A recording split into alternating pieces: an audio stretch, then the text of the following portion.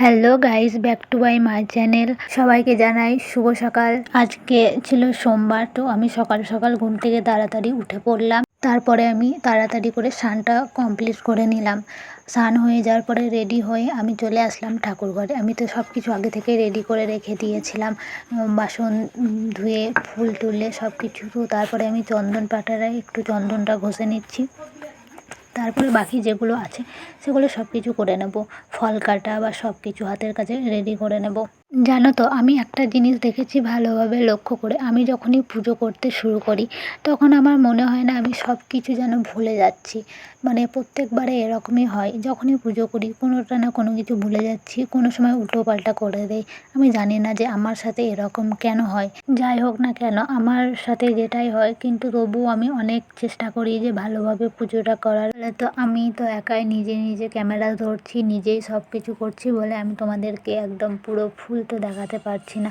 আমি যতটুকু পারছি ততটুকুই দেখাচ্ছি, তাছাড়া কী করবো বলো। আমারও তো মনে হয় যে যদি যদি ক্যামেরাটা ধরে দিত তাহলে হয়তো আমি সব কিছু দেখাতে পারতাম, কিন্তু কিছু করার নাই, আমাকে একাই করতে হয়।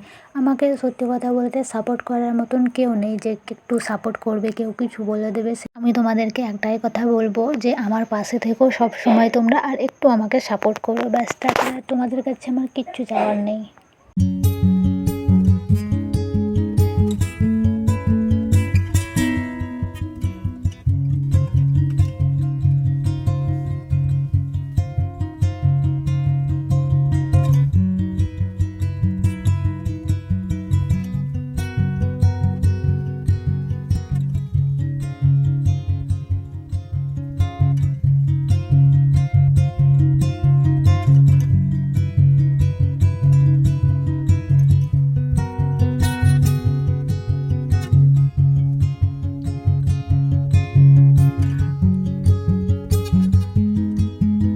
প্রদীপ দেখিয়ে ধূপ দেখিয়ে তো আরতিটা করে নিলাম।